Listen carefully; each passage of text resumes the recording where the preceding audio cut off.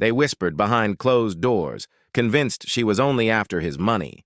A black woman, walking into wealth, was rarely welcomed without suspicion. But no one expected what she did next. It shattered every stereotype and left the world stunned. This isn't just a love story.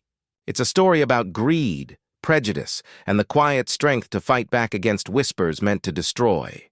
Because when she signed the prenup first, it wasn't just ink on paper. It was a statement. But what came after that signature would shake everyone to their core. Before the stares, before the whispers, life seemed almost normal. She was a woman who worked hard, who believed that love could be enough to bridge any divide.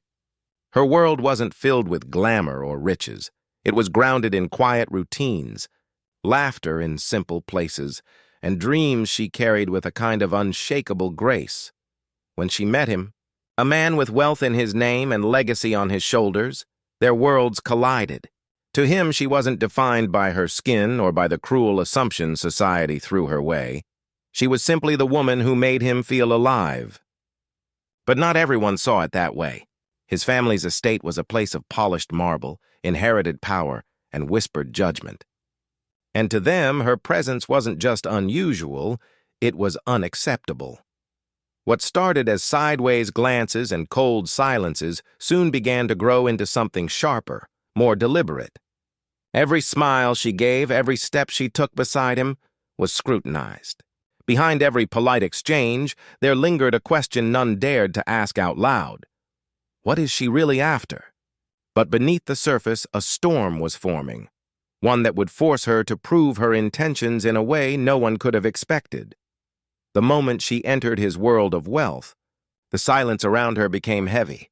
At first it was subtle, an extra beat of quiet at dinner, a forced smile from relatives who looked past her rather than at her. Yet the unspoken judgment weighed more than any words ever could. Soon the whispers left the shadows. They followed her through the halls of his family's mansion, in shopping trips where strangers' eyes narrowed, in country clubs where her presence was met with stares that burned holes into her confidence. Every gesture of love between them only seemed to intensify the hostility. To them, she was not a partner. She was an intruder, someone climbing into a world where she didn't belong. The narrative began to spread like wildfire. "She's after his money," they whispered. At dinner parties, her smile became ammunition for gossip. At gatherings, her quiet strength was twisted into cunning calculation. They dissected her every move, what she wore, how she spoke, even the way she reached for his hand. No action was safe from suspicion, but the most cutting wound came from those who stayed silent. Friends who once embraced her now kept their distance. Even within his family, loyalty fractured. Some warned him behind closed doors, "Don't be naive. She knows what she's doing." It wasn't love they saw, it was a transaction. Still, she refused to break. She walked through the fire with her head held high, even when it scorched her spirit. But behind her strength lived a quiet ache, one only she carried. The pain of being loved and yet doubted, of being seen and yet invisible. And then came the moment that turned whispers into confrontation. A lawyer, handpicked by his family, slid papers across the polished wooden table. A prenup, proof, they said, of her true intentions.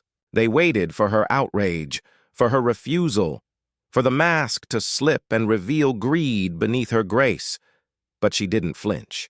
She looked at the papers, then back at them. Her silence stretched, heavy with meaning. Every eye in the room fixed on her, waiting. This was the trap, the moment they believed would expose her. Instead, she did something no one expected. Something that would change the story completely, because when the pen touched paper, she wasn't defending love. She was rewriting the narrative that had always been written for her. But the battle was far from over. Signing was only the beginning, and what followed would reveal just how deep prejudice could run. The day of reckoning arrived not in whispers, but in the bright glare of a family gathering. The air was thick with forced politeness, glasses clinking and laughter that never reached the eyes. She sat at his side, steady, though she could feel the storm brewing around her.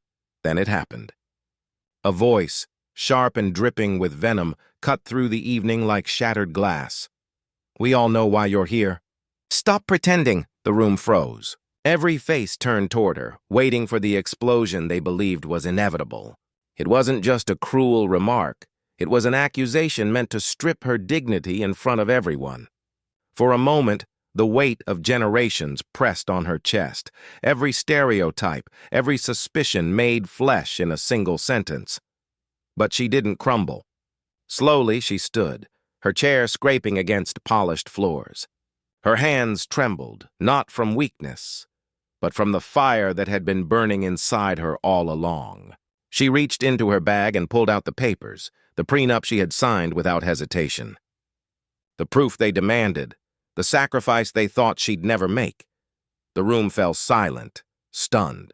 She held the document high, her voice steady though her heart raced. You said I was after money. Then why did I sign it first? The words hung heavy in the air, impossible to dismiss. In that instant, she turned their weapon into her shield, their doubt into undeniable truth. But the silence that followed wasn't relief. It was rage.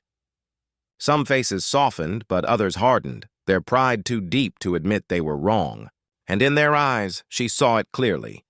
Even proof wasn't enough to erase prejudice. She had won the battle, but the war was far from over. And as she lowered the papers, she realized this was no longer just about love. It was about survival in a world determined to break her. When the night ended, she walked away, not broken, but changed. The documents she had signed proved what no whisper could erase, but they also revealed a deeper truth. No matter how much she sacrificed, no matter how clearly she showed her love, some hearts would never open. Prejudice had drawn its lines long before she ever arrived. In the days that followed, some began to see her differently.